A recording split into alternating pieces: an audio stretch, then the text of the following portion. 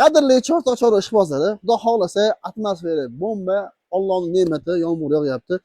Molxonamizda bugun aytmoqchi bo'lgan ma'lumotim, kechagina dorilarimiz reklama qilib insonlarga manfaatli bo'lsin desak, ba'zi bir 5-6 ta nedagonlar, ahmoqlar bu haligi gumon iymoningizga putur yetkazib beradi, yaxshi gumonni bo'ladi. Biz u reklamani pulini olmaganmiz ham, reklamaga bizga hech kim aloqaga chiqmagan ham.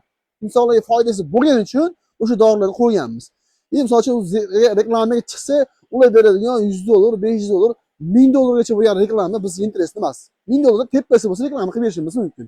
Xullas kalom, kecha qo'ygan dorilarimiz foyda bergan, tushunmagan insonlar bemalol direktda yozinglar, batafsil ma'lumot beramiz. Har xil gumonni bemiz tushunmagan gap so'z yozadigan insonlar e'tibor bermaymiz. Omadini emas, yozaveringlar. Sizlar yozsangiz biz ko'proq reyting olib chiqib beradi. Xullas kalom, kechagina dori qilgan mollarimizni hozir video davomida ko'rsatamiz. Kecha doridagining bugungi holat tashakkurga holatini ko'rishingiz mumkin. Kechagi holatiga xudo xolasa mana ko'rishingiz mumkin. Yaqinroqdan ko'rishingiz mumkin. Mana sho'laq oqqan holati.